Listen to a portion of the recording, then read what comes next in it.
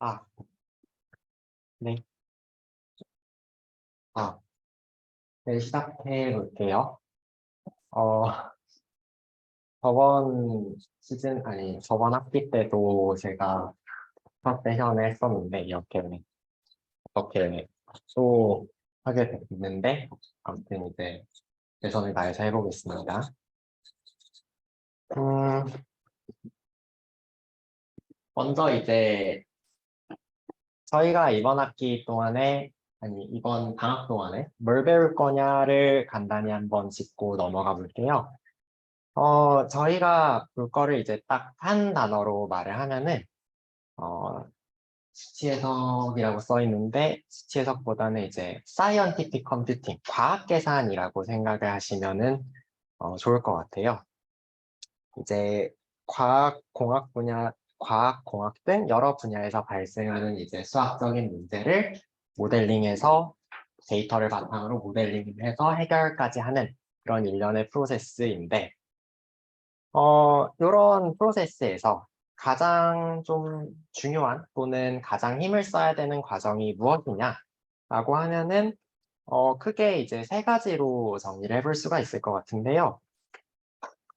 요게, 요게 모델링, 그리고 모델, 글씨를 좀 못 쓰는데, 퀀티피케이션, 그리고 임플멘테이션.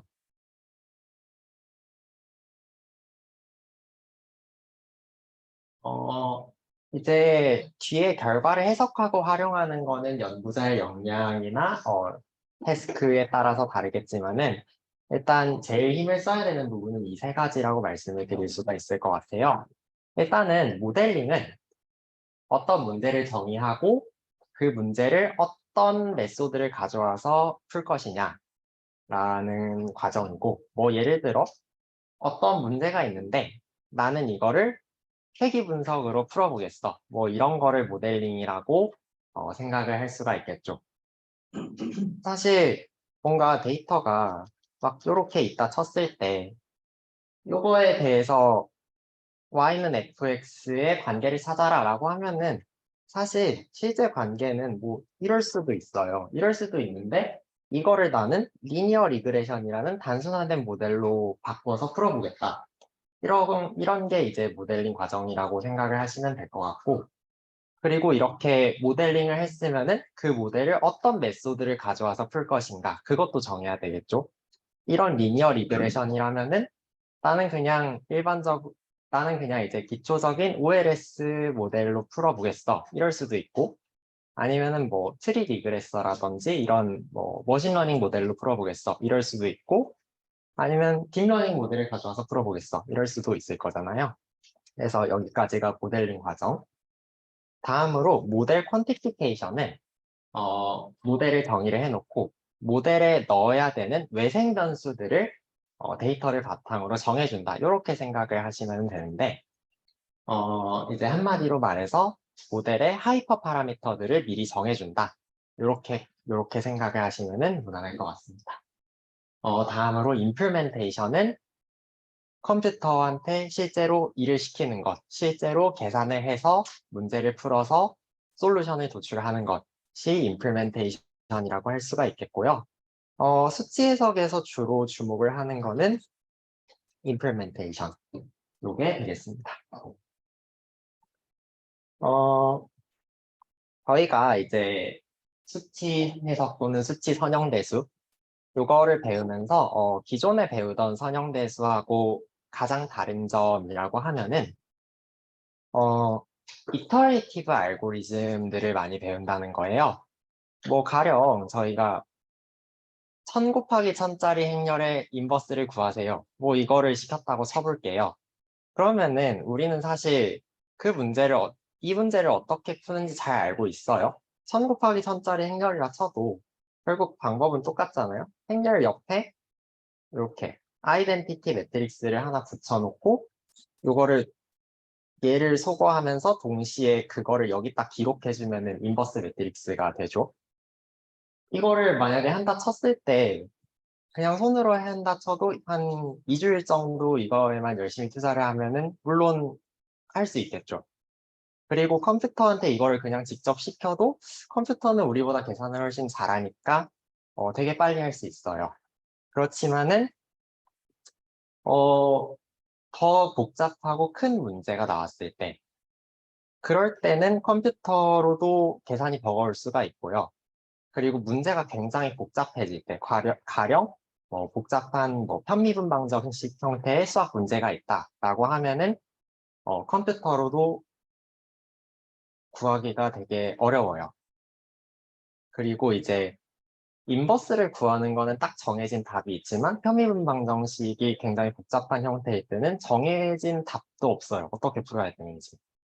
그럴 때는 이터레이티브한 메소드, 초기값을 가지고 간단한 연산을 여러 번 반복해서 초기값에서 해로 점점 수렴시키는 그런 방법을 사용을 해야 된다라는 거고요. 그런 알고리즘을 앞으로 조금 많이 배우게 될 겁니다. 이제 수치 해석이니까 현형대수에서 많이 다루는 리니어 시스템 또는 리니어 리스트 스퀘어 그리고 아이겐밸류 문제 요거에 대해서 주로 다루게 된다고 알고 있어요. 자, 이제 아까 애널리틱한 솔루션 대신에 이터레이티브한 메소드로 푼다고 했잖아요. 이터레이티브한 메소드라는 거는 이론적으로는 무한 번 반복하면은 정답으로 완벽히 갈 수는 있겠죠. 근데 무한 번 반복을 할 수는 없고 한 적당한 횟수만큼 반복했을 때 솔루션에 어느 정도 근접을 하면은 이거는 만족스러운 해다라고 생각을 하고 그거를 그대로 쓰게 되는 건데 이때 근사된 솔루션을 approximated solution이라고 부릅니다. 그런데 이제 이 approximation 됐다는 거는 결국 완전히 정확한 답이 아니라 어떤 에러를 조금 포함하고 있다는 걸 텐데요. 이 에러가 얼마나 포함되어 있느냐 이게 되게 중요한 문제일 수가 있어요. 가령 건축물을 짓는다 쳤을 때 건축물을 안전하게 지으려면 필요한 콘크리트나 철근이 어느 정도입니다. 요거를 계산했다 쳐볼게요. 그러면은 가능한 철근 개수가 한 3개, 30개가 필요하다 이렇게 쳤을 때 실제 안전하게 하려면은 오차를 고려해서 30개가 계산됐으면 한 40개 넣으면은 보통 안전할 거 아니에요?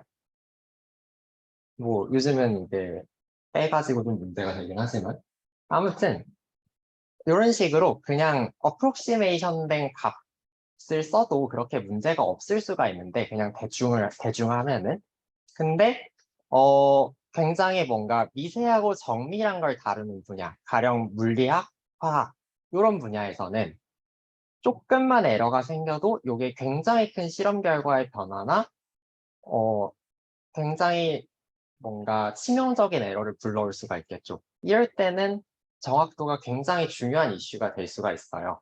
그래서 이 정확도에 대해서 이제 정밀하게 다루기 위해서 우리가 문제를 이제 어떤 알고리즘으로 풀었을 때 어프록시메이션이 어디로부터 발생을 하느냐 그거를 아는 게 되게 분석의 중요한 이슈가 될 수가 있는데요. 그래서 이 어프록시메이션이 어디서부터 발생하느냐를 간단히 정리해 놓은 게 이 표라고 보시면 될 것 같아요. 이제 왼쪽에 있는 거는 계산 전에 발생하는 에러인데요. 요거는 모델링과 데이터 측정에 관한 에러라고 생각을 하시면 될 것 같아요. 먼저 모델링이라는 거는 가령 여기 옆에도 써 있지만은 지구의 건널비를 재보겠다 이런 걸 할 때 지구가 이제 0이라고 쳐놓고 4파이R 제곱으로 계산하면 굉장히 편하잖아요. 그렇지만 이제 실제로 지구는 약간 아주 미세하게 찌그러진 이런 타원 모양을 띠고 있어요. 근데 이거를 계산을 편하게 하려고 구 형태로 그 단순화를 시킨 것이기 때문에 일부 특징을 이렇게 단순화 또는 생략을 하면서 그러니까 뭐 요런 펑션을 요런 식으로 어프록시메이션을 하면서 발생한 거를 모델링에 관한 어프록시메이션이라고 생각하시면 될 것 같고요. 그다음에 이제 측정 에러. 데이터가 어떤 이제 제너레이팅 프로세스를 따라서 생성이 되고 그중에 일부를 우리가 이제 관측을 해 가지고 데이터 값으로 쓰는 건데 어 데이터를 측정을 할 때 사실 불확정성 원리라고 들어보셨을지 모르겠는데 데이터 값을 완벽히 정확하게 측정할 수가 없어요. 어떤 정확한 현미경 같은 게 있더라도 불가능하다라는 게 수학적으로 증명이 됐어요. 그렇고 뭐 실제로도 그렇겠죠. 뭐 그냥 이제 큰 차원에서 설문조사 데이터라고 해도 사람이 이제 설문조사 하다 보면은 뭐 편향이 생길 수 있고 그리고 당장 우리가 MBTI 같은 거 설문조사에도 뭐 일주일마다 바뀌는 사람도 있고 그렇잖아요. 그런 식으로 데이터에 대해서 정확한 측정이 어렵기 때문에 생기는 어프록시메이션.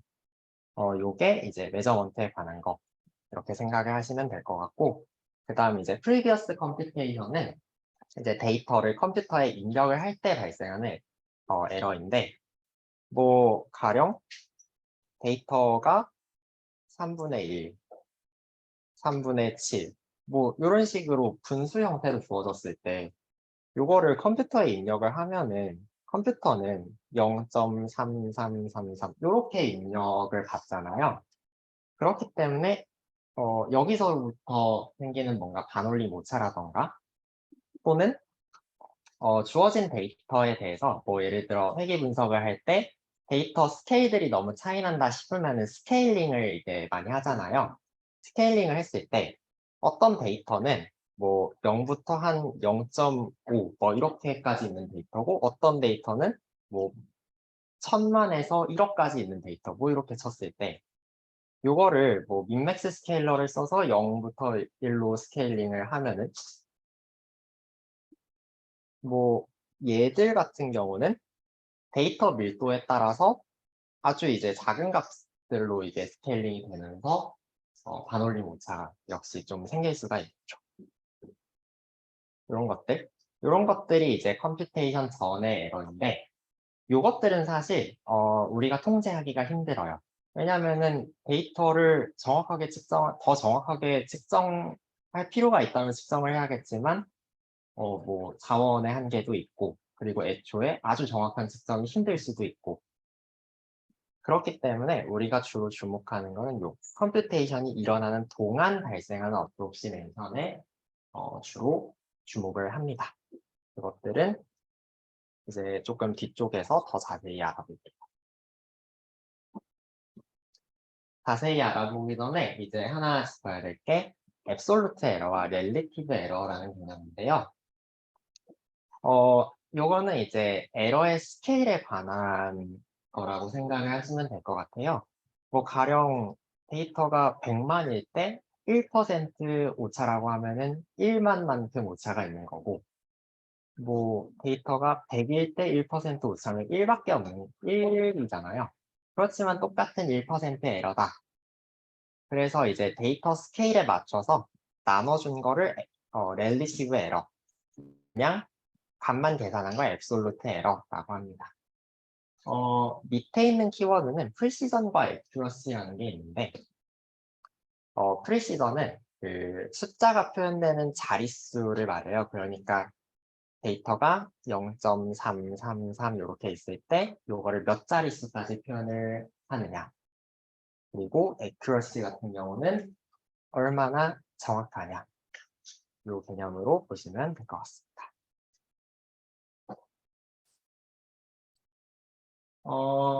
아까 이제 왼쪽에 있었던 데이터 에러와 컴퓨테이셔널 에러를 요거는 이제 조금 더 포멀하게 정의를 해 놓은 건데요. 일단은 뒤쪽에서까지 계속 쓸 말인데 인풋을 X라고 하고요. 문제를 풀 때 데이터 인풋을 그 다음에 우리가 얻고자 하는 거는 문제를 풀어서 y는 fx라는 값을 얻고 싶다. 그리고 문제를 풀어서 계산해야 될 거는 요 f다. 이렇게 일단은 생각을 하고요. 그런데 데이터에 뭔가 오차가 있어서 피할 수 없는 오차가 있어서 x-이라는 어프록시메이션이 생겼고, 그리고 이 f도 사실 실제로 요 f를 완벽히 모델에 반영할 수가 없기 때문에 f에 대한 어프록시메이션이 생겨서 f-이라는 요 어프록시메이션이 생기고, 여기에 어프록시메이티드 데이터를 넣어서 발생한 어프록시메이션 값이 y-이다. 이렇게 일단은 볼게요. 그러면은 토탈 에러는 얘 둘을 뺀 거, fx에서 fx-을 뺀 거. 요거는 우리가 계산을 통해 얻을 수 있는 값이고, 요거는 원했던 트루 값이 되겠죠. 요거를 이제 양변에 얘를 더하고 빼가지고 분해를 하면은 컴퓨테이셔널 에러와 프로바빌리티 데이터 에러로 분해를 할 수가 있는데요. 얘는 f에서 f-로 변하면서 생기는 에러고, 얘는 이제 데이터의 변화에 의해서 요게 f에 의해서 계산되면서 전파되는 에러다. 이렇게까지 보시면 되고, 얘는 이제 간단하게 넘어가면 되는데, 근데 아까 말했듯이 우리는 컴퓨테이셔널 에러에 더 주목을 한다고 말씀을 드렸었습니다. 그래서 컴퓨테이셔널 에러에 주목을 더 한다고 했으니까 요거를 조금 더 뜯어보면은 컴퓨테이셔널 에러를 트렁케이션 에러와 라운딩 에러로 또 분류를 할 수가 있는데요. 트렁케이션 에러는 근사치 계산에서 발생하는 오차라고 볼 수가 있어요. 여기에 이제 테일러 급수 예를 들어놨는데요. 테일러 급수는 뭐 이렇게 쓰죠. fx 더하기 어떻게 쓰죠? 이렇게 미분한 거를 뒤에 하나씩 덧붙여가지고 이렇게 쭉 전개하는 방식으로 쓰고, 요거를 이론적으로는 무한계를 다 쓰면 정확한 값이 되긴 하겠죠. 그러니까 내가 이제 욕심을 부리는 거예요. 정확도에 대한 욕심을 부려서 값을 아주 정확하게 입력을 해보겠다라고 생각을 하고, 아까 테일러 급수 예를 들었을 때 테일러 급수를 한 100차까지 전개를 해가지고 그거를 다 쓴다고 생각을 해볼게요. 그러면은 이론상으로는 당연히 정확한 값이 입력이 되어야 맞겠죠? 왜냐면은 원래 이제 실용적으로는 한 2차까지만 써도 꽤 정확한 값이니까. 근데 이게 그렇지가 않다는 거예요. 왜냐면은 라운딩 에러 때문인데 아주 작은 숫자를 컴퓨터가 다 인식을 못해요. 왜 그러냐면은 컴퓨터가 숫자를 받아들이는 방식이 자료형이 플로트하고 버블이라는 자료형이 있는데요. 플로트는 소수점 아래 8자리까지만, 그 다음에 더블은 16자리까지만 받아들일 수가 있어요. 그러니까 컴퓨터가 숫자를 입력받을 때 그 밑에는 그냥 다 버리고 계산을 한다는 소리입니다. 그렇기 때문에 100차까지, 아니, 100번째 한까지 다 써봤자 어차피 컴퓨터가 그거를 정확하게 다 입력받는 게 아니라 다 버리고 입력을 받기 때문에 실질적으로 라운딩 에러 때문에 오히려 오차가 커질 수도 있어요. 그래가지고 이 둘이 트레이드 오프 관계가 있다. 이렇게 이해를 하시면 되겠습니다. 그래서 그 예시를 여기 그대로 써놓은 건데, 얘 같은 경우는 이제 그래서 그 트레이드 오프가 있을 때 오차의 합을 최소화하려면 어떻게 해야 되나를 이제 간단히 증명을 해놓은 건데, 뭐 당장 그렇게 중요한 주제는 아닌 것 같아가지고 여기는 읽어보시고 넘어가셔도 되겠습니다. 다음 마지막으로 에러에 관해서 여기가 이제 가장 중요한 부분인데 여기는 포워드 에러와 백워드 에러라고 그래요. 아까 말했듯이 이제 데이터에 대한 어프록시메이션 그리고 모델에 대한 어프록시메이션 이렇게 분리를 해서 생각을 하고 있었잖아요.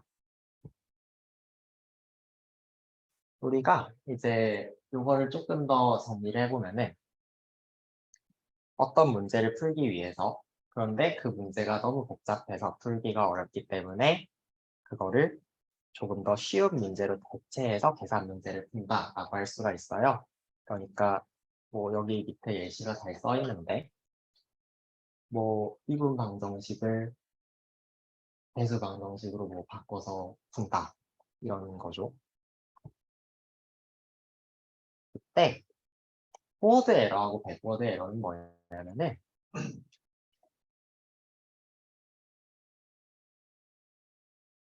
이게 사실 에러가 없는 이상적인 그림이었죠. 그런데 F를 우리가 정확히 알 수가 없기 때문에 실제 계산은 어프록시메이션 된 값으로 갑니다. 그렇죠? 그랬을 때 이 차이를 포워드 에러라고 합니다.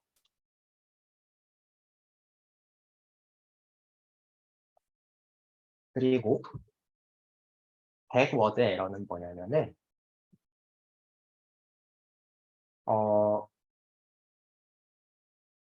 요거를 요 결과를 내기 위해서 원래 true 펑션으로 계산을 했다고 쳤을 때 원래 true 펑션에 어떤 x 핵값을 넣어야 요 approximated solution 값이 도출이 되냐 요거를 요때 이 x와 x의 차이를 백워드 에러라고 부릅니다. 이렇게 말씀드리면은 잘 이해가 가지 않을 게 뻔하기 때문에 뒤에 예시를 들어놨는데요. 요런 이그젠플이 있어요. 그 fx가 이제 루트 x라는 함수 모델이 있고요. 그리고 x는 2라는 데이터가 있을 때 포워드 에러와 백워드 에러를 구해보래요. 그러면은 이제 요거를 이제 true f라고 했을 때 루트 x에 2를 넣어서 루트 2를 계산하면은 요게 원하던 이제 true 값이겠죠. 하지만 이거를 실제로 할 수 없다 치고 너무 복잡해서 실제로 할 수 없다 치고 요거를 1.4라는 approximated solution을 도출을 했다고 해볼게요. 어떤 f-이라는 모델에 의해서. 그럴 때 포워드 에러는 approximated solution과 실제 솔루션의 차이 해가지고 이렇게 계산이 되고요.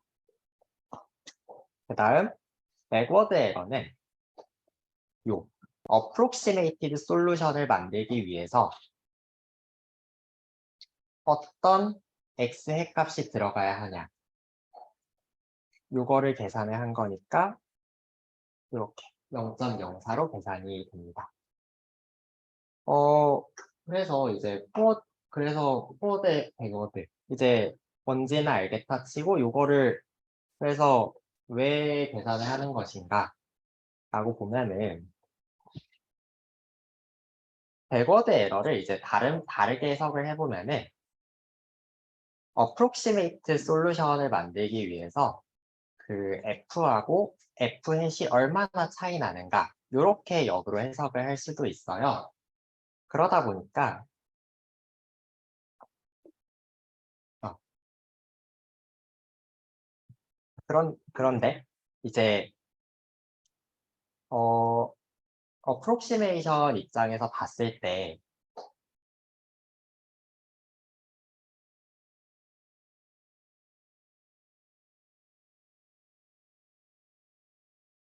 이 approximated solution은 요 변환 데이터 x 햇에 대해서 exact solution이죠. 그죠? 그리고 이상적인 상황은 이거고요. 이때 만약에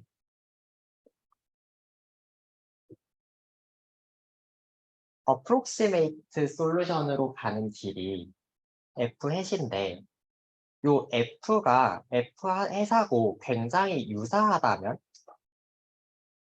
그렇다면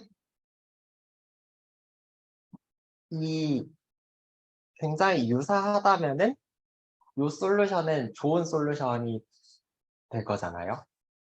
그런데 백워드 에러라는 게 아까 말씀드렸듯이 f하고 f햇이 얼마나 유사하느냐를 나타내는 척도이기 때문에 백워드 에러가 작다는 것은 우리가 도출한 f라는 요 솔루션이 좋은 솔루션이다 라는 것을 나타냅니다.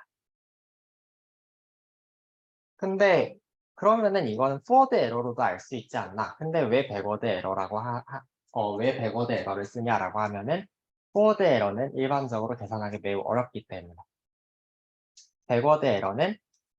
백워드 에러가 비교적 계산하기 쉽다 보니까 백워드 에러를 기반으로 분석을 해서 알고리즘이 얼마나 괜찮은 알고리즘이냐를 알아보는 것을 백워드 에러 애널리시스라고 부릅니다. 그래서 여기까지 이제 한 내용들이 되게 뭔가 추상적이고 난해하고 재미없고 뭔지 모르겠고 약간 그럴 수가 있는데 저도 좀 그렇게 생각을 해요. 근데 왜 그런 거냐면은 요게 일반적인 수학 문제에 대해서 되게 완전히 일반화해서 써놓은 거다 보니까 그렇거든요. 근데 이제 우리의 관심사는 결국 선형 문제를 푸는 거니까 선형 문제에 대해서 이게 어떻게 적용되는지 이거를 차례차례 알아볼 건데 그 전에 먼저 할 거는 그 놈에 대해서 조금 알아볼 필요가 있어가지고 놈에 대해서 먼저 알아볼게요. 먼저 벡터의 놈이란 거는 뭐 다들 어느 정도 잘 알고 계시겠지만 숫자, 그 스칼라의 절대값, 매그니튜드 개념을 벡터로 확장을 해놓은 거예요.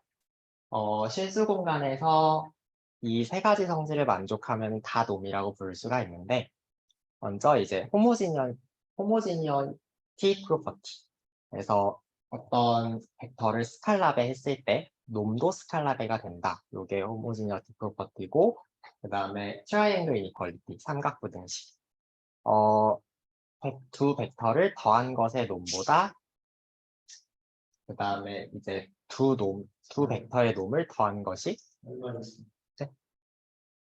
저기 다른 분들도 저기 보시면 알파가 스칼라니까 저거는 놈은 이제 옆에 짝대기가 두 개씩 있거든요. 여기 보시면. 근데 저는 스칼라니까 앱솔루트 밸류니까 짝대기가 하나만 있잖아요. 그거 지금 위에 거기 써주시면 제가 말한 거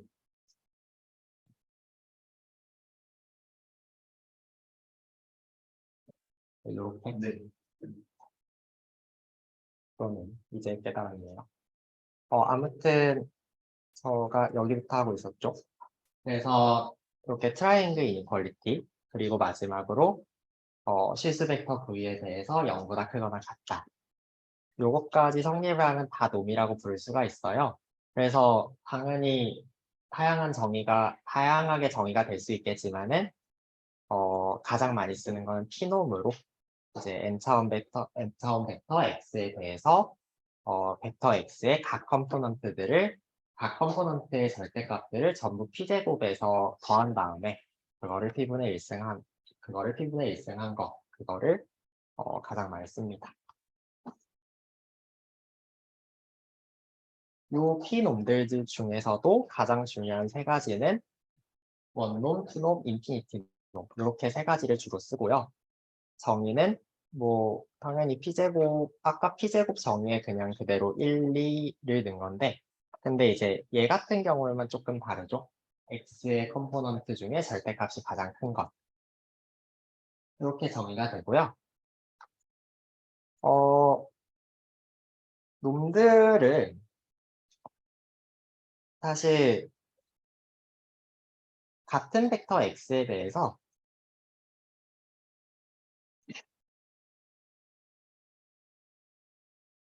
이렇게 빠져 있는데 요게 성립을 해요. 요거는 사실 간단하게 증명할 수가 있는데 서로 얘 쪽은 양변을 제곱해 보면 되거든요. 그러면은 얘 같은 경우는 크로스 프로덕트 텀이 생겨요. 그래가지고 얘가 얘보다 크거나 같고요. 그 다음에 얘 같은 경우는 애초에 얘는 컴포넌트 맥스 하나만 쓰는 거니까 당연하죠. 그래서 그냥 모든 일반적인 벡터에 대해서 이런 관계가 성립을 하고요. 그리고 또 성립을 하는 게 이렇게 원놈보다 투놈이 투놈의 이제 루트 n을 곱한 게 크거나 같다. 이런 식으로 그 n에 관한 관계도 성립을 해요.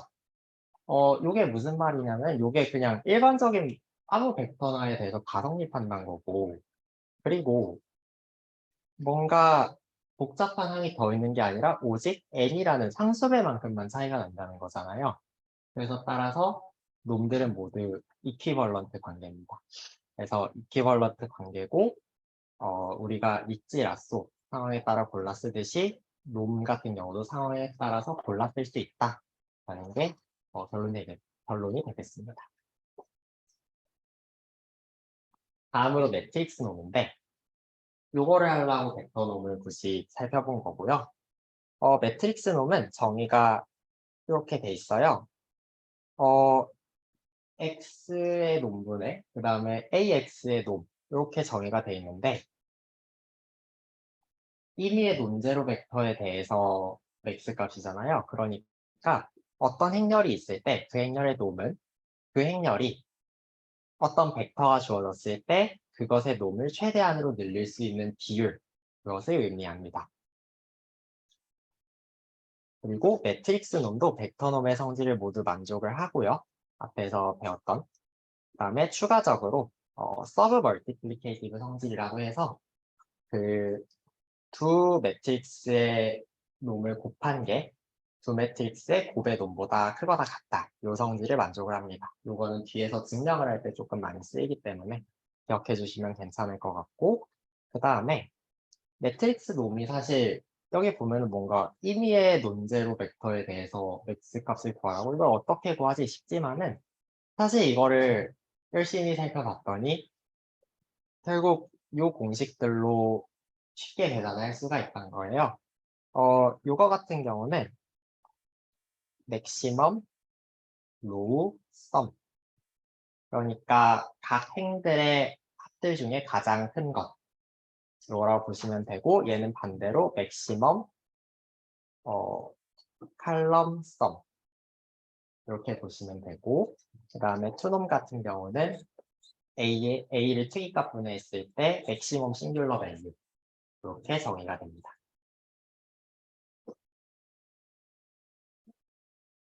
이렇게 놈까지 쭉 살펴봤는데요. 이제 본격적으로 수학 문제가 그리고 특히 여러 선형대수에서 다루는 여러 문제가 요 어떤 뭔가 수치적인 성질이 있고 어떤 문제가 좋은 문제인가 요것들을 조금 하나하나씩 살펴보려고 해요. 그래서 컨디셔닝 부분을 먼저 다룰 건데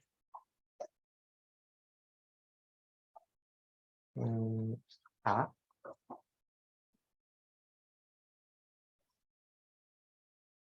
먼저 이제 수학 문제를 좀 카테고리를 나눠볼 수가 있어요. 크게 세 가지로 나눌 수가 있는데요. 요거는 이제 그림으로 한번 그려볼게요.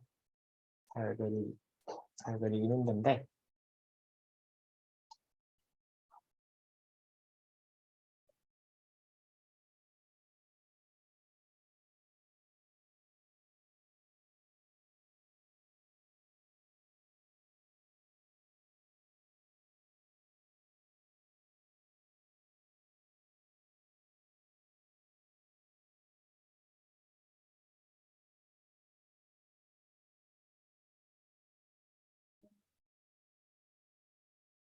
이렇게 크게 세 카테고리가 있어요. 먼저 요거는 맨 왼쪽에 있는 거는 일포스드 프로블럼이라고 하는데요. 인풋에 뭔가 변화가 있을 때 약간의 변화만 있어도 솔루션이 아예 다른 성질로 변해버리는 그런 거를 일포스드 프로블럼이라고 합니다. 그러니까 이제 얘를 다른 말로 하면은 다시 생각해 보세요 라고 할 수가 있겠죠. 별 쓸모가 없는. 그 다음 웰포스드 프로블럼부터 우리가 어떤 풀 수 있는 문제인데 웰포스드 프로블럼도 사실 좋은 문제는 아닐 수가 있어요. 왜냐면은 얘가 웰포스드여도 1 컨디션드일 수도 있거든요. 무슨 소리냐면은 해가 있고 해가 유일하고 해가 인풋의 변화에 대해서 연속적으로 변한다. 요거까지는 만족을 하는데 x가 조금 변했을 때 해가 굉장히 많이 변하는 문제가 있을 수가 있어요. 그러면은 문제의 솔루션을 도출해봤자 그거를 신뢰하기가 힘들겠죠. 왜냐면은 아까 데이터를 정확히 관측하기 힘들다고 그랬는데 그러면은 이걸 신뢰할 수가 없는 거잖아요. 그래서 좋은 문제는 웰 컨디션드 문제인데 컨디셔닝이 좋으면은 인풋의 변화에 Y가 그렇게 민감하게 반응을 하지 않기 때문에 솔루션을 신뢰까지 할 수 있다라는 게 되겠습니다.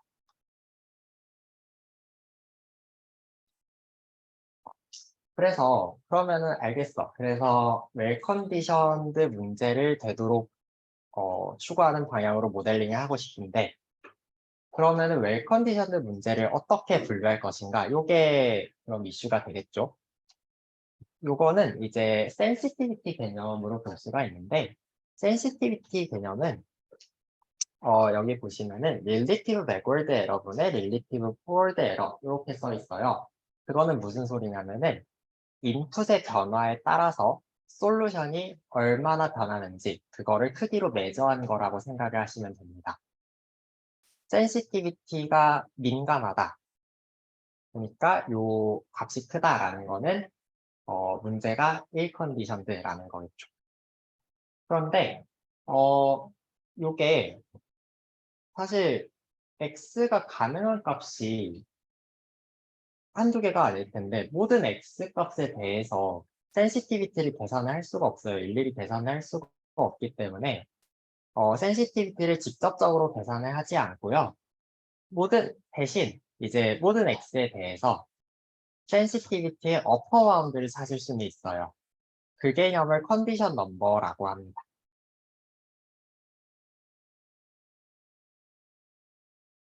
그래서 컨디션 넘버에 이제된 풀이 여기 조금 나와 있는데요. 저희 같은 경우는 이제 허용대수 문제에 적용하는 걸 보는 거니까 여기는 일단 읽어보시고 넘어가면 괜찮을 것 같아요. 그래서 가장 핵심 내용 매트릭스의 컨디션 넘버에 대해서 배울 건데요. 아까 매트릭스 놈을 한 이유가 이거예요. 매트릭스의 컨디션 넘버는 A의 놈 곱하기 A 인버스의 놈 이렇게 정의가 됩니다.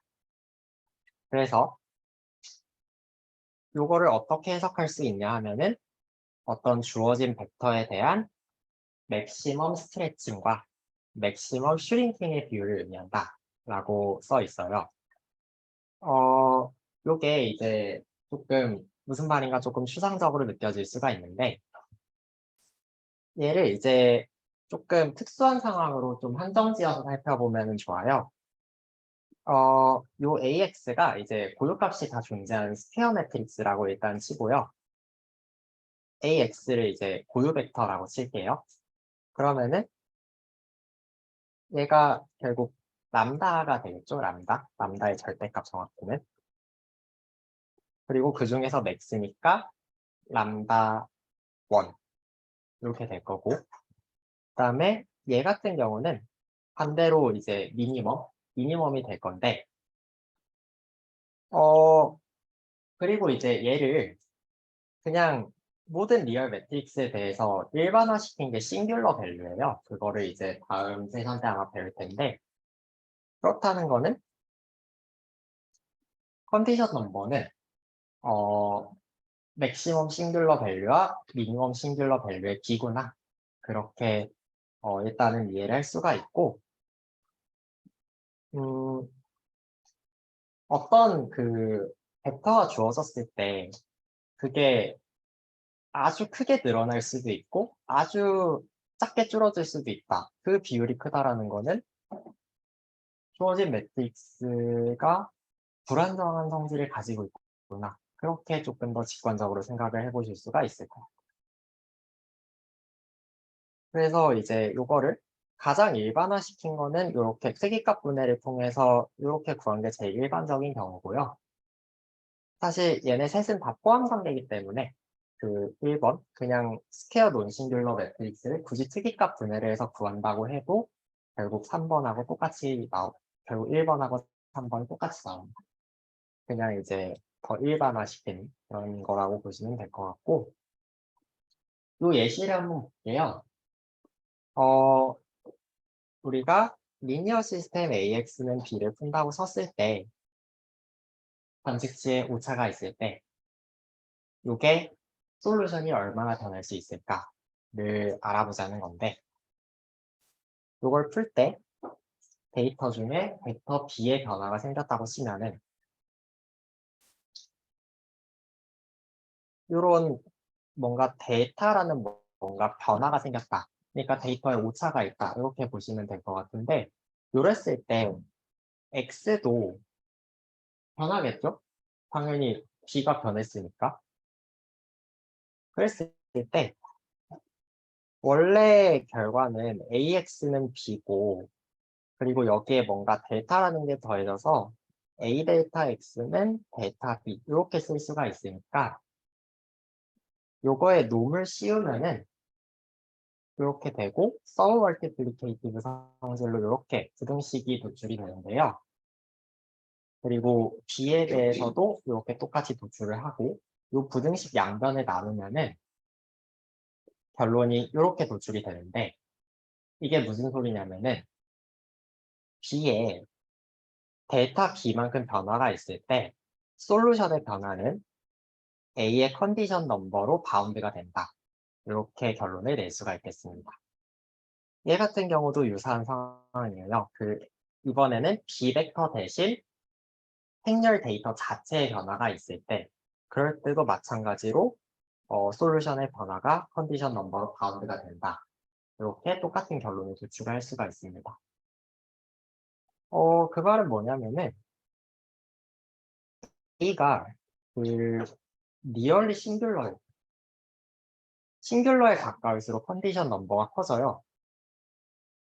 왜냐면 아까 람다로 대입을 해보면은 람다 미니멈이 싱귤러일 경우에는 0일 거 아니에요.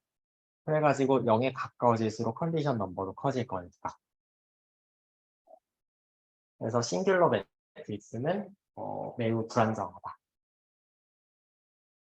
요거를 이제 1차원으로 조금 이제 축소해서 보면은 더 쉬운데 사실 리니어 시스템이란 게 그냥 완전히 사이즈를 다 축소해서 생각을 해보면은 그냥 직선의 교점을 찾는 거하고 결국 똑같은 얘기잖아요. 두 직선의 교점을 찾는다고 쳤을 때 요 두 직선이 거의 이렇게 수직으로 배치가 돼 있을 수가 있고요. 거의 평행하게 배치가 돼 있을 수가 있어요. 거의 평행하면은 해가 없죠. 그리고 요거를 이제 네. 그리고 요거를 이제 싱귤러한 상황이라고 볼 수가 있고 그럴 때 요 직선을 원래 직선이 요 실선인데 요게 점선만큼 조금씩 이동을 할 수가 있다고 생각을 해요. 그러면은 요 교점, 결국 요 가운데가 원래 솔루션이었을 텐데 점선의 이동함에 따라서 만나는 지점이 조금씩 바뀌겠죠. 그런데 오쏘고날이면은 요 점선만큼 이동을 했을 때 얘가 이동할 수 있는 범위가 좁아요. 더 일반적으로 생각해서 오쏘고날 매트릭스의 컨디션 넘버는 1입니다. 그러니까 이제 데이터가 변해도 솔루션이 그만큼만 변한다라는 거고 반면에 거의 싱귤러 매트릭스의 경우에는 똑같은 점선 간격만큼 이동을 시킨 거거든요. 그럼에도 불구하고 솔루션이 이동할 수 있는 범위가 얘보다 훨씬 넓어졌죠. 극단적으로 아예 싱귤러일 경우에는 이렇게 무한해질 거고, 그렇기 때문에 컨디셔닝이 리니어 시스템하고 이렇게 관련이 있다라고 생각을 하시면 될 것 같고, 이게 마지막인데 이번에는 이제 이그젠플을 하나 가져왔어요. 주어진 데이터가 이렇게 있고 얘에 대해서 리스트 스퀘어 문제를 푼다고 써볼게요. 자, 얘를 이제 아래다가 데이터를 입력을 해놓고 lm 펑션을 써가지고 리스트 스퀘어 솔루션을 구해주세요 하면은 이렇게 구해지는데 얘가 true 값이라고 생각을 할게요. 일일이. 그런데 이번에는 데이터에 아까처럼 약간 변화가 생겼어요. 뒤에 이렇게 소수점 하나씩만 이렇게 잘린 거잖아요. 근데 언뜻 보면은 데이터에 거의 변화가 없는 것처럼 보이잖아요. 그런데 얘를 다시 lm 펑션을 사용해서 구해보면은 솔루션이 30, 마이너스 39 이렇게 구해져요. 그러니까 데이터에 거의 변화가 없는데 솔루션이 1, 1에서 갑자기 이렇게 많이 변해버린 거죠. 이게 왜 이렇게 된 거냐면은 A를 잘 뜯어 보면은 요 칼럼 벡터들이 거의 선형 독립에 가깝거든요. 근데 이제 선형 독립이래 선형 종속에 가깝거든요. 그런데 선형 종속이면 완전히 선형 종속이면 싱귤러일 텐데 A 트랜스포즈 X가 싱귤러일 텐데 그런데 이제 거의 선형 독립이라서 요게 리스트 스퀘어 솔루션이 계산은 돼요. 선은 중복 거의. 네, 그 말이 자꾸 헷갈리는데 그래서 계산은 돼요. 계산은 되는데 컨디션 넘버가 계산을 해보듯 굉장히 크다 보니까 B가 조금만 변해도 솔루션이 굉장히 크게 변한다라는 게 되겠습니다. 그래서 요거를 이제 다음 세션에서 또 배울 내용일 텐데 요 행렬을 이제 특이값 분해를 해봐요. 그러면은 특이값이 두 번째 특이값이 거의 0.000이 이렇게 구해집니다. 그 말은 무슨 말이냐면은 A에 대한 정보가 독립인 이제 칼럼 이제 벡터들에 담겨 있는 건데, 근데 거의 종속이기 때문에 쓸데없는 정보가 A에 포함이 되어 있다라는 소리가 되겠죠. 그래서 이 특이값이 굉장히 작은 특이값이 도출이 된 거고, 얘에 들어있는 정보는 아주 적어요. 그렇기 때문에 컨디셔닝을 개선하기 위해서 얘를 그냥 무시해요. 0으로 그냥 취급을 하는 거예요. 그래서 여기다가 그냥 0을 넣어버리고 이거에 대해서 이제 리스트 스퀘어 솔루션 구하듯이 이렇게 구하듯이 특이값 분해를 이용해서 A가 U 시그마 V 트랜스포즈 이렇게 분해가 됐을 때 얘의 인버스는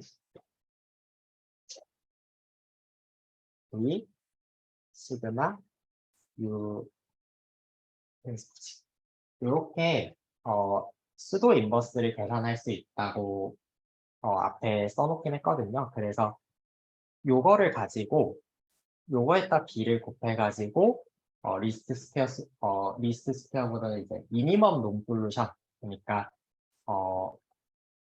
사실 리스트 스퀘어 솔루션은 무한히 있지만 그 중에서 하나를 이렇게 구했을 때 정보를 조금 버렸기 때문에 당연히 원래 1일은 안 나오겠죠. 그렇지만은 B의 변화에 대해서 훨씬 스테이블한 결과를 얻을 수가 있기 때문에 컨디셔닝 측면에서는 정보를 버리는 게 더 나을 수가 있다. 자체가 매트릭스 컨디션 넘버의 예시가 되겠습니다. 그래가지고 일단 일부 내용은 여기서 마치고 다음 시간에는 알고리즘 관련돼서 조금 더 자세히 살펴보도록 할게요.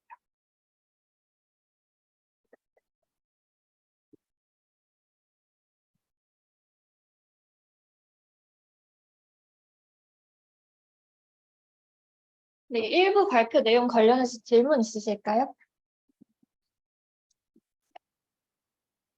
없으시다면은 10분 휴식하고 다시 2부로 넘어가도록 하겠습니다.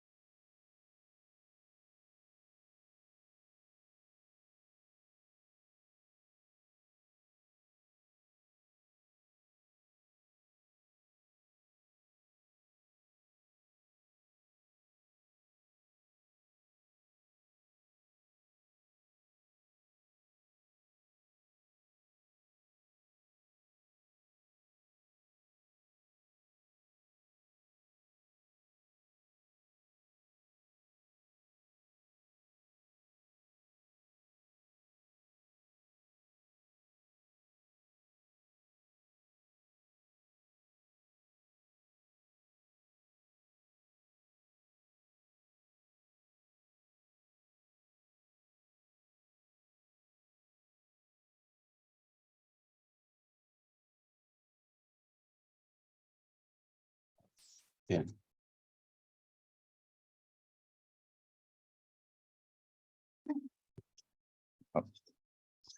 이게 터져가지고 이런 거 잘 못 썼습니다. 네. 그래서 이제 이어서 하겠습니다. 스테이빌리티 저희가 배우기 전에 알아야 될 내용 중 하나가 머신 프레시전에 대한 내용입니다. 이게 머신 프레시전이라고 하면 말 그대로 기계의 정확성에 대한 내용이에요. 지금 요즘에 가장 많이 쓰는 기계는 컴퓨터죠. 컴퓨터에 대한 내용인데 아마 R이나 파이썬을 배워보신 분들은 아시겠지만 파이썬이나 R의 부동소수점이라는 개념이 있어요. 컴퓨터는 이제 숫자를 인식할 때 이진법으로 비트로 이제 무한계 비트수로 수를 인식하기 때문에 그에 따른 오차가 발생할 수밖에 없는데요. 그래서 뭐 부동소수점 같은 개념이 여기서도 이런 것 때문에 나오게 되는 거죠. 그렇기 때문에 앞에서 배운 라운딩 에러, 반올림 에러 이런 게 자연적으로 발생할 수밖에 없고요. 그에 따라서 새로운 개념이 하나 나옵니다. 여기 친구 머신 입실론이라는 새로운 개념이 나오는데요. 입실론이라고 하면 사실 수학을 배울 때 엄청 작은 수를 표현할 때 입실론이라는 표현을 많이 쓰게 됩니다. 여기서도 마찬가지로 머신에서 엄청 작은 수 이런 식으로 이해를 하시면 될 것 같고요. 보통 이제 실수 체계라고 하면 그 실수 체계는 컴플리트하기 때문에 실수의 모든 수가 다 촘촘히 나와 있어요. 그런데 요 머신상에서는 실수가 컴플리트하지 않다. 중간중간에 빈틈이 조금씩 있어요. 이진법을 써서 요한계 비트로 수를 인식하기 때문에 어쩔 수 없는 거고요. 그래서 여기서 말하는 머신 입실론이라는 수는 1이라는 수가 있겠죠. 컴퓨터에서 인식하는 1이라는 수가 있으면 1보다 큰 다음 수가 있을 거예요. 그러면 그 1과 구별될 수 있는 1보다 큰 다음 수까지의 간격을 머신 입실론이라는 정의로 정의를 합니다. 쉽게 말하자면 그냥 컴퓨터가 인식하는 최소값 이 정도로 이해를 하시면 될 것 같습니다. 그래서 이제 두 값의 차이, 만약에 1과 뭐 1.00000 뭐 이런 그 두 값의 차이가 머신 입실론보다 작거나 같다면 컴퓨터는 두 값을 같은 값으로 인식하게 됩니다. 밑에 이제 예시가 두 개 나오는데요. 이 예시를 통해서 이제 머신 입실론의 필요성과 왜 이거를 배워야 되는가에 대해서 생각을 해보시면 될 것 같습니다. A라는 매트릭스가 이렇게 있는데요. 여기 대각 성분은 1이고 하나는 1 더하기 입실론, 하나는 1 마이너스 입실론이에요. 그러면 요 행렬의 행렬식을 한번 구해보면 여기 대각 곱하고 대각 곱해서 빼버리면 입실론 제곱이 되죠. 그럼 이 입실론 제곱이 머신 입실론보다 작다. 그러면 이 컴퓨터는 요걸 인식을 하지 못하기 때문에 그거랑 똑같은 조건이 입실론이 머신 입실론의 루트 씌운 것보다 작다는 조건이 있어요. 그래서 이 조건을 만족하게 된다면 이 행렬은 컴퓨터에서 싱귤러 매트릭스로 인식하게 되는 거죠. 행렬식이 0으로 인식이 되니까. 그리고 밑에서 여기서 이제 A라는 매트릭스를 LU 분해를 통해서 분해를 할 수가 있는데 여기 이제 로울 매트릭스랑 어펄 매트릭스가 있는데 어펄 매트릭스의 여기 밑에 보시면 입실론 제곱이라는 항이 있어요. 그럼 요거도 마찬가지로 입실론 제곱이 머신 입실론보다 작으면 쟤를 0으로 인식을 하게 되겠죠. 그렇기 때문에 이렇게 돼버리면 행렬은 컴퓨터에서 또 싱귤러 매트릭스로 인식하게 됩니다. 두 번째 예시를 보면 요거는 이제 리스트 스퀘어 문제에 대한 내용이에요. 요게 A라는 매트릭스가 3 곱하기 2 매트릭스로 나와 있는데 리스트 스퀘어 문제를 풀 때 가장 중요한 행렬이 A 트랜스포즈 A라는 행렬이죠. 그래서 이 A라는 행렬에 대해서 A 트랜스포즈 A를 구해보면 이렇게 시메트릭한 모양이 나오고요. 대각 성분이 1 더하기 입실론 제곱인데 요것도 이제 앞에서 한 거랑 똑같이 입실론 제곱이 머신 입실론보다 작아버리면 이 내수를 다 111로 인식을 하겠죠. 그러면 이 행렬은 컴퓨터에서 랭크 디피션트한 매트릭스로 자연스럽게 인식하게 되는 그런 내용입니다. 머신 입실론 아주 정확한 정의는 사실 아니긴 한데 이게 그냥 엄청 간단하게 이해할 정도로만 이 정도로만 이해도 충분할 것 같다고 생각합니다. 저희가 최종적으로 이해를 해야 되는 내용은 사실 이 머신 입실론의 이 빅 O라는 노테이션에 씌워진 이 친구를 이해하기 위한 전초 작업입니다. 그래서 저희가 머신 입실론에 대해서 이제 알았으니까 이제 이 빅 O라는 노테이션에 대해서 알아볼 건데요. 빅 O 노테이션이라고 하면 사실 그 수리 통계학에서 이렇게 아마 이런 표현을 보신 적 있을 거예요. 이게 뭐 bounded in probability in bounded 뭐 순서는 잘 모르겠는데 어쨌든 그 둘 중에 bounded라는 단어가 들어갔어요. 여기 있는 빅 O로 비슷한 개념인데요. 빅 O 노테이션이라고 하면 여기 이렇게 데피니션이 나와 있죠. 이 데피니션만 보면 사실 이해하기가 좀 힘들 수도 있는데 여기 이게 상수가 고정적인 상수가 존재하고 그 T0라는 상수보다 큰 모든 T값에 대해서 이렇게 FT의 절대값이 GT의 상수의 한 거에 바운디드가 되면 이런 표현을 쓴다 이렇게 이해를 하시면 됩니다. 요거를 이제 사실 항상 데피니션과 글로만 보면 이해하기 힘들듯이 요 그림 하나 첨부를 해놨는데요. 이 그림을 보시면 이 보라색 이 친구가 FN이고 얘가 GN의 상수배를 곱한 건데요. 여기 이제 처음에는 서로 뭐 주고받고 하다가 여기 이제 N0부터는 GN의 상수배 곱한 게 이제 바운디를 하죠. 그렇기 때문에 요거를 이런 식으로 표현을 할 수가 있는 겁니다. 여기서는 뭐 그러면 FN이 GN에 대해서 바운디드 된다 뭐 이런 식으로 표현을 할 수가 있겠죠. 이런 식으로 그러니까 일정한 시점부터 쭉 바운디드가 되면 이런 식으로 표현을 할 수가 있는 겁니다. 이게 이제 아마 데이터 사이언스 이런 거 할 때도 쓰이는 걸로 알고 있는데 그때 쓰이는 개념으로는 뭐 알고리즘의 시간 복잡도 이런 개념으로 쓰인다고 합니다.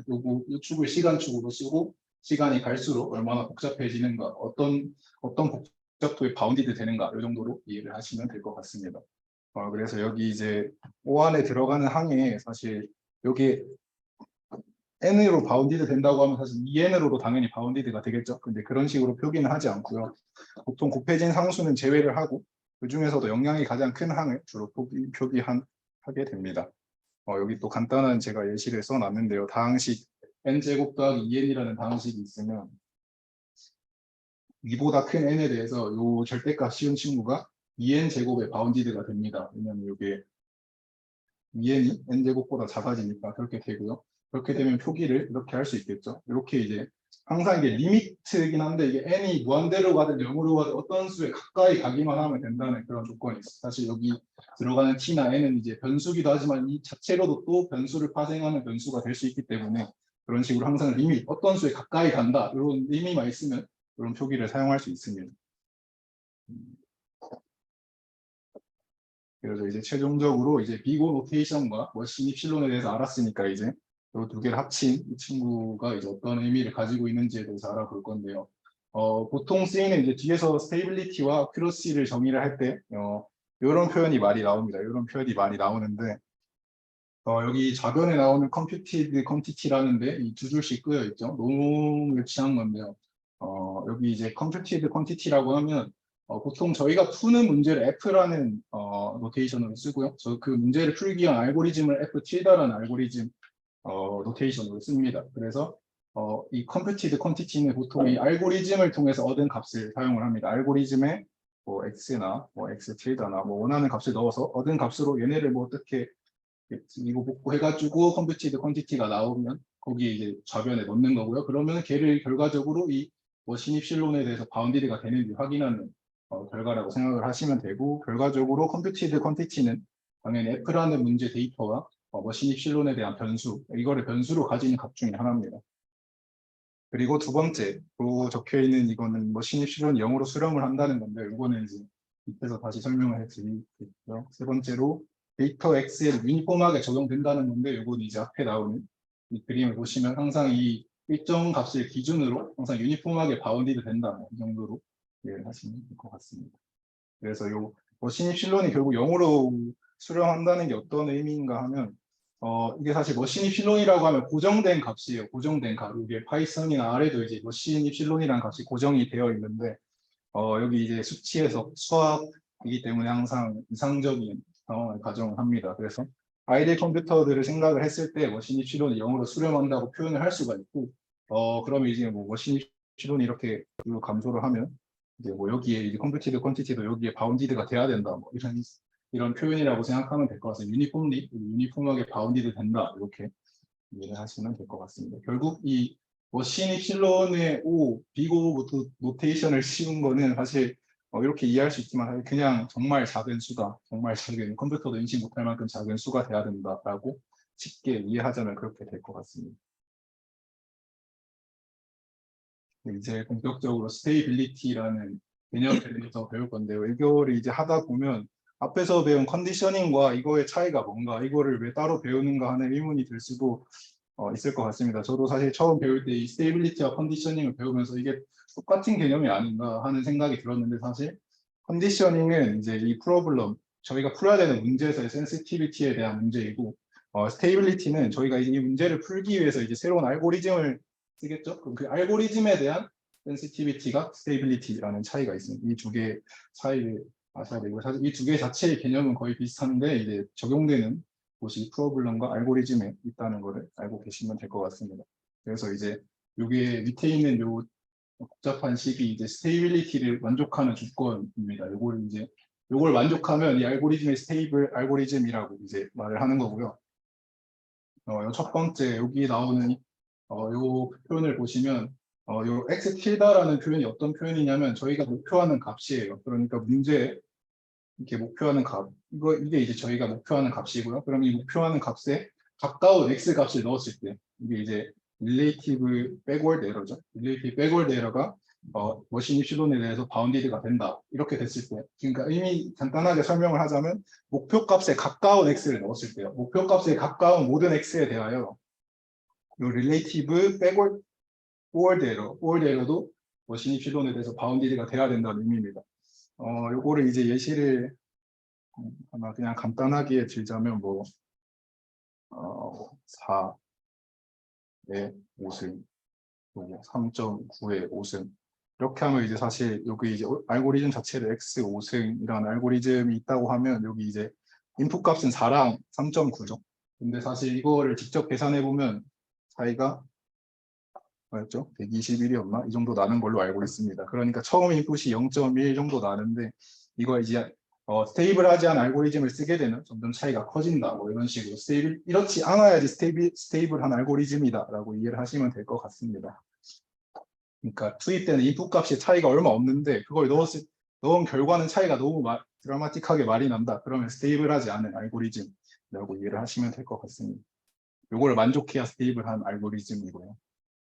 그리고 이제 좀 더 나아가서 조금 더 엄밀한 조건 중 하나인데요. 백월드 스테이빌리티라는 조건이 나옵니다. 앞에서 이제 백월드 에러랑 포월드 에러에 대해서 설명을 해드렸는데요. 백월드 에러는 조금 더 구하기 쉽고 이 스테이빌리티를 찾는 스테이빌리티를 만족하는데 만족하는 걸 찾기 위해서 필요한 백월드 에러라고 했습니다. 그래서 여기 이제 좀 더 엄밀하고 간단하다는 말 자체가 여기 이제 정의만 봐도 알 수 있는데요. 여기 이제 첫 번째 나오는 여기 이거는 여기 위에 있는 스테이빌리티 조건이랑 똑같습니다.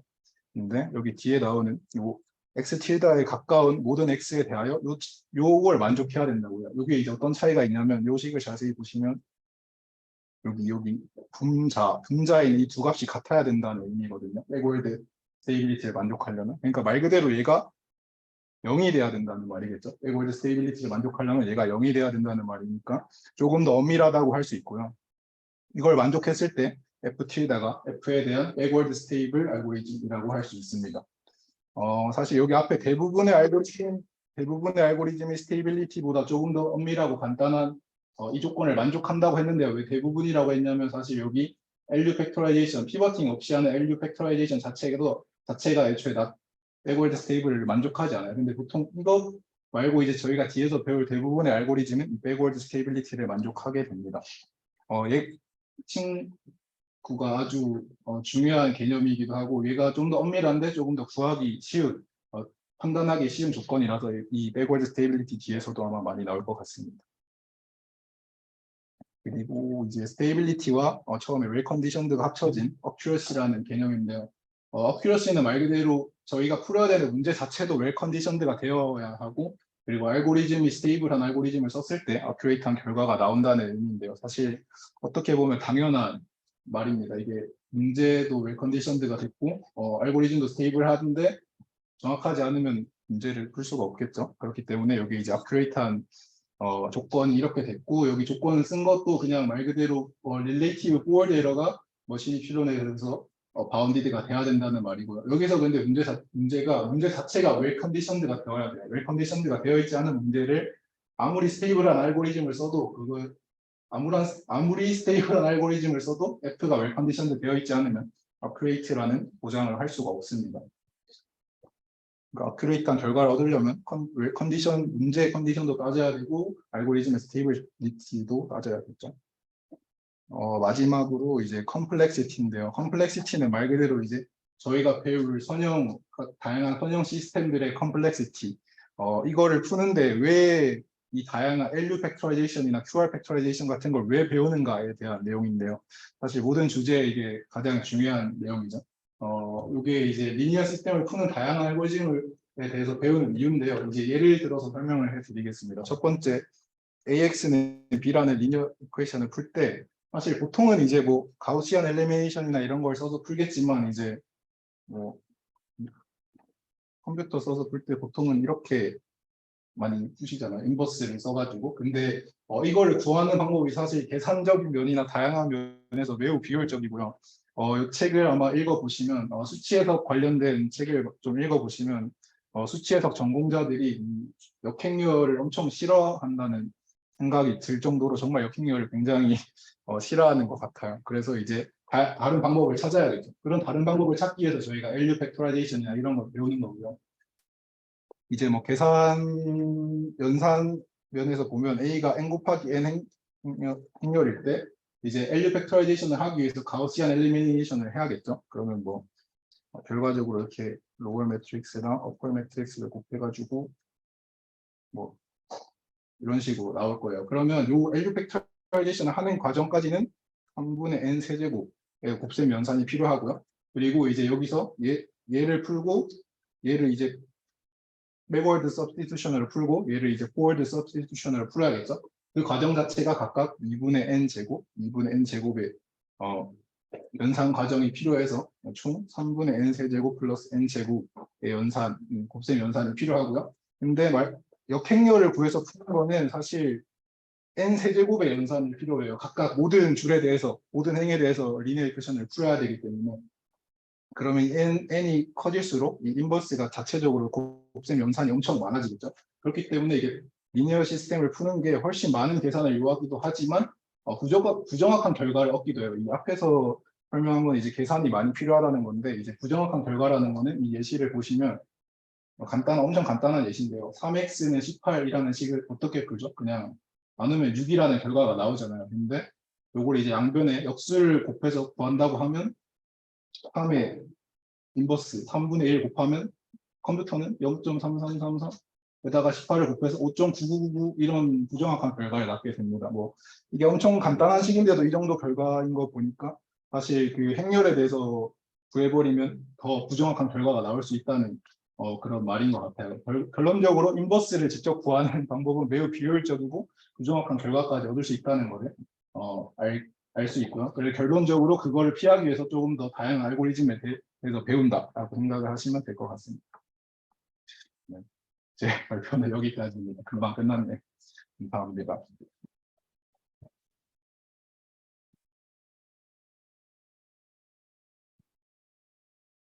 네, 2부 발표 내용 관련해서 질문 있으실까요?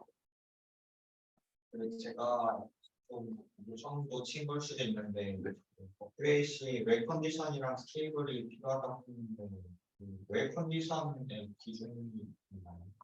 그 앞에서 말했던 컨디션 넘버의 기준으로 치면 컨디션 넘버를 1보다 크다를 이제 1보다 컸을 때 1 컨디션드다, 1보다 작을 때 이게 기준으로 네, 보통은 네, 매트릭스의 컨디션 넘버는 그렇게 하는 걸로 알고 있습니다. 사실 그 앞에 발표에서 질문을 했었어야 했는데 주 부장님한테 질문을 했었어야 했는데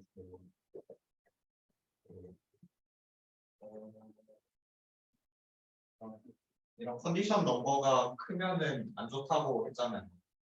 근데 이 안 좋은 게 리니어 리니어 모델일 때만 그런 거를 따지는 건가요? 일 컨디션 컨디션 넘버가 큰지 작은지가 리니어 모델일 때만 좋고 나쁘고가 정되는 건가요? 아니면 논리니어일 때도 컨디션 넘버가 크면은 안 좋다라고 볼 수 있어요. 논리니어 모델을 썼을 때 볼 수가 있어요. 일단 제가 학술부장이 지금 아니면 실질적인 학술분야인데 아무튼 이제 컨디션 일단은 아까 살짝 정정하면은 그 컨디션 넘버가 1보다 클 때 1 컨디션드다 이거는 아니고 그 컨디션 넘버가 막 딱 뭔가 1 컨디션들을 딱 가릴 수 있는 기준은 없는데 매우 크면은 1 컨디션드다라고 하는 것이고 그리고 이제 아까는 행렬의 컨디션 넘버에 대해서 말을 했는데 사실 모든 문제에 대해서 수학 문제에 대해서 컨디션 넘버를 다 계산할 수가 있어요. 가령 이제 옵티마이제이션 같은 경우는 그 F의 그레디언트에 따라서 컨디션 넘버가 정해지고 그리고 문제별로 이제 컨디션 넘버를 계산하는 방법이 다 좀 다르긴 한데 근데 이제 설명대수 관련해서는 매트릭스의 컨디션 넘버가 가장 중요한 거. 리니어든 논리니어 모델이든 어디서든 간에 그런 센시티비티 관련해서 그런 크고 불완전한 인덱스가 생길 수 있고 그런 경우를 이제 없애주는 게 좀 중요하다, 안정적인 학습이 중요하다는 말이 있는 것 같습니다. 그리고 이제 매트릭스 관련해서 이 컨디션 따지다 보니까 지금 보니까 우리가 맨날 프로젝트 하면 다 공공성성 없애는 그런 걸 하는데 이제 그런 게 이제 왜 우리가 하는 건가에 대해서도 조금 연관되어서 생각을 해볼 수도 있을 것 같다는 생각이 들었습니다. 네, 또 질문 있으실까요?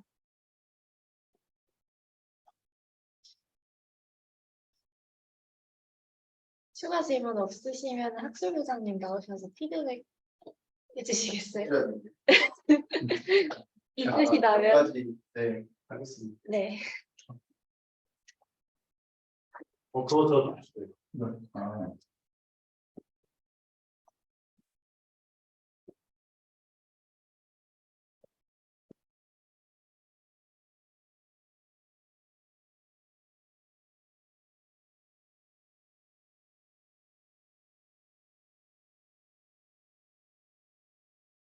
네, 아까 여기까지 또 보다가 부연 설명이 좀 있으면 좋을 것 같아서 까지 좀 언급을 드리려고 하는데요. 여기 이제 벡터 놈 중에 뭐 유클리디안 놈이나 뭐 이런 택시캡 놈이라 했나?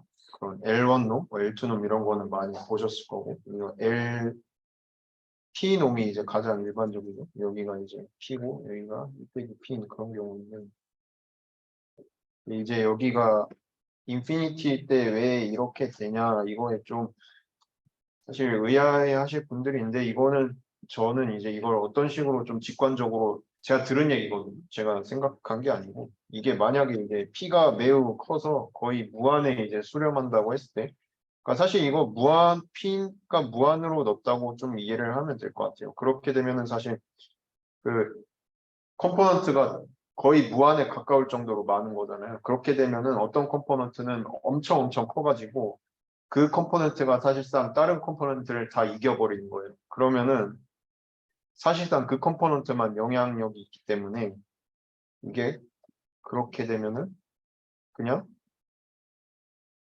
그 가장 큰 컴포넌트의 그냥 앱솔루트 밸류만 따지는 그런 게 되겠죠. 왜냐하면은 예를 들어서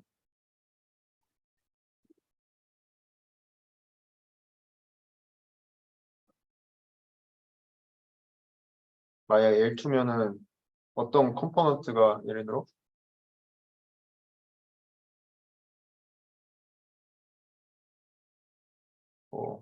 K번째 컴포넌트를 할게요. K번째 컴포넌트가 정말 매우 크면은 얘가 사실상 그냥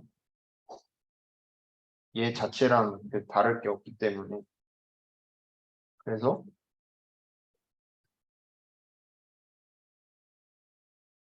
루트를 쓰게 됩니다.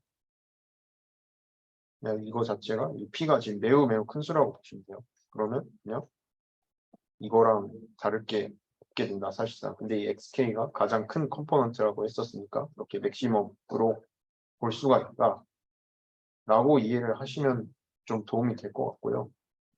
그 다음에 여기서 이제 맥스 로썸, 뭐 맥스 컬럼 썸 이렇게 돼 있었는데 이게 아마도 이게 바뀌었을 거예요. 맞나? 여기다 써놓고.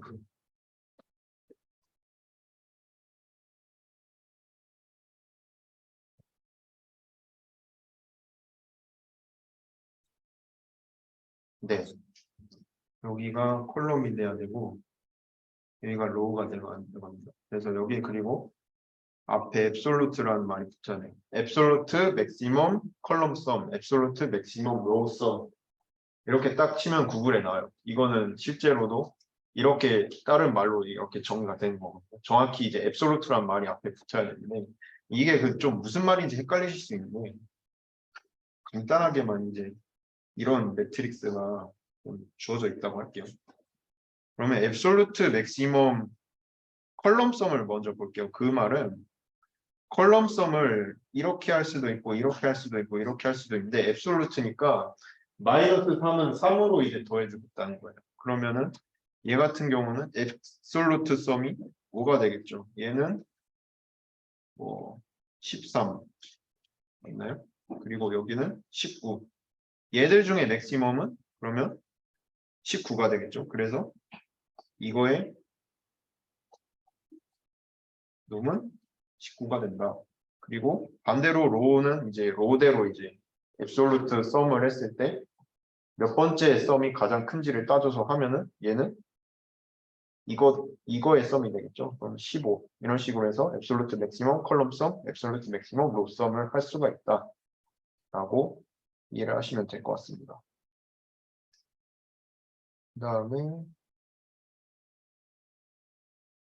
마지막으로는 perturbation이라는 말이 있는데 이건 영어로 이제 직역하면은 뭐가 좀 흐트러졌다는 거거든요. 실제로 수치 해석에서 딱 쓰이는 전문 용어예요. perturbation. 뭐 다른 말을 좀 뭐 disruption이라는 말을 쓸 수도 있겠죠. 뭔가 좀 흐트러졌다. 근데 수치 해석에서는 딱 perturbation이라는 말을 쓰거든요.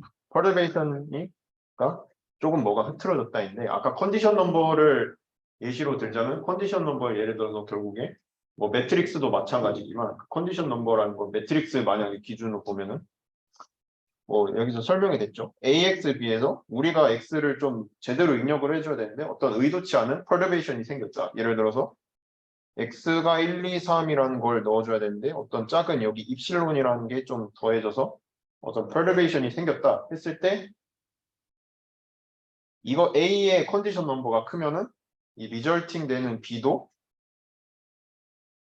어쨌든 X가 지금 perturbation이 생겼으니까 이 B에도 이제 그에 대응하는 perturbation이 생기겠죠. 근데 A가 컨디션 넘버가 작으면 그렇게 B는 변동이 크지가 않아요. 근데 A가 컨디션 넘버가 크면 클수록 이 의도치 않은 인풋의 변화에 의해서 의도치 않게 그 결과물의 변화도 엄청 커진다. 이렇게 생각을 하시면 될 것 같아요. 그래서 컨디션 넘버는 결론적으로 perturbation에 대해서 얼마나 우리 이 시스템이 센시티브하게 반응을 하냐의 척도로서 생각을 해주시면 될 것 같습니다. 그래서 perturbation이라는 말을 잘 기억을 하시면 될 것 같아요. 그 다음에 빅 O 같은 것도 중요하고요. 결국에 롱런으로 갔을 때 어떤 거에 대해서 이게 진다라고 이제 표현을 좀 할 수가 있을 것 같아요. 스몰 O도 있는데 이거는 저도 잘 기억이 안 나가지고 네, 아마 빅 O가 좀 더 중요했던 걸로 저는 기억을 해서 네, 뭐 제가 설명할 건 여기까지인 것 같습니다.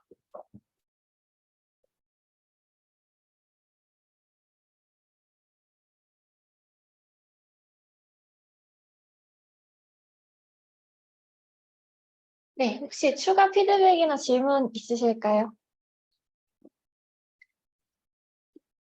오늘은 첫 주차 세션이어서 좀 평소보다 빨리 끝난 것 같아요. 근데 다음 주에 발표하시는 분부터는 빨리 끝나지는 않게끔 분량 조절 해주시면 좋을 것 같습니다. 네. 근데 주제 자체가 네, 힘들지 않을까. 네. 그러면은 내일 중으로 말씀드렸다시피 공통 템플릿이랑 그다음에 공모전 관련 공지 톡방에 올려드릴 거고요. 지금 공지방에 올라가 있는 그 친바 관련 투표 다들 참여해 주셨으면 좋겠고, 네. 오늘 세션은 여기까지 하도록 하겠습니다. 수고하셨습니다.